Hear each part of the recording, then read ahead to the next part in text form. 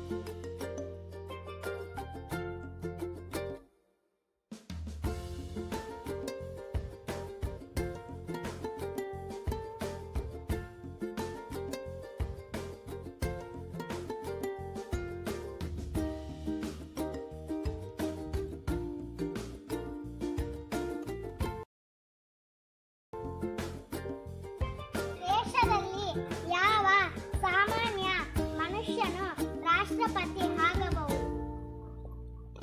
ಜನತೆಯ ನಾವು ಭಾರತವನ್ನು ಸಾರ್ವಭೌಮ, ಸಮಾಜವಾದಿ, ಮತಧರ್ಮ ನಿರಪೇಕ್ಷ, ಜನತಂತ್ರಾತ್ಮಕ ಗಣರಾಜ್ಯವನ್ನಾಗಿ ರೂಪಿಸುವುದಕ್ಕಾಗಿ ಭಾರತದ ಎಲ್ಲ ನಾಗರಿಕರಿಗೆ ಸಾಮಾಜಿಕ, ಆರ್ಥಿಕ, ರಾಜಕೀಯ ನ್ಯಾಯ, ವಿಚಾರ, ಅಭಿವ್ಯಕ್ತಿ, ನಂಬಿಕೆ, ಧರ್ಮ ಮತ್ತು ಉಪಾಸನೆಯ ಸ್ವಾತಂತ್ರ್ಯ, ಸ್ನಾನಮಾನ, ಅವಕಾಶಗಳ ಸಮತೆ ದೊರೆಯುವಂತೆ ಮಾಡುವ ವ್ಯಕ್ತಿ ಗೌರವ, ದೇಶದ ಏಕತೆ ಮತ್ತು ಸಮಗ್ರತೆಗಾಗಿ ಎಲ್ಲರಲ್ಲಿ ಭ್ರಾತೃತ್ವ ಭಾವನೆ ಮೂಡಿಸುವ ದೃಢ ಸಂಕಲ್ಪ ಮಾಡಿ ನಮ್ಮ ಸಂವಿಧಾನ ಸಭೆಯಲ್ಲಿ 2009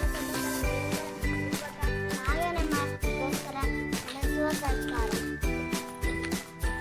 ಕಾನೂನಿನ ಮುಂದೆ ನಾವೆಲ್ಲರೂ ಸಮಾನರು. ನಮ್ಮ ದೇಶವನ್ನು ನಾವೇ ಸುರಕ್ಷಿತವಾಗಿ ಕಾಪಾಡಿಕೊಳ್ಳಬೇಕು. ಇಲ್ಲದೆ ಎಲ್ಲರಿಗೂ ತಿಳಿಸಬಹುದು. ನಮ್ಮ ದೇಶದಲ್ಲಿ ಎಲ್ಲರೂ ಜಾತಿ, ಧರ್ಮ, ಮತ ಭೇದ ಭಾವಗಳಿಲ್ಲದೆ ಒಂದೇ ತಾಯಿಯ ಮಕ್ಕಳಂತೆ ಬದುಕಬಹುದು. ಪ್ರಜಾಪ್ರಭುತ್ವದ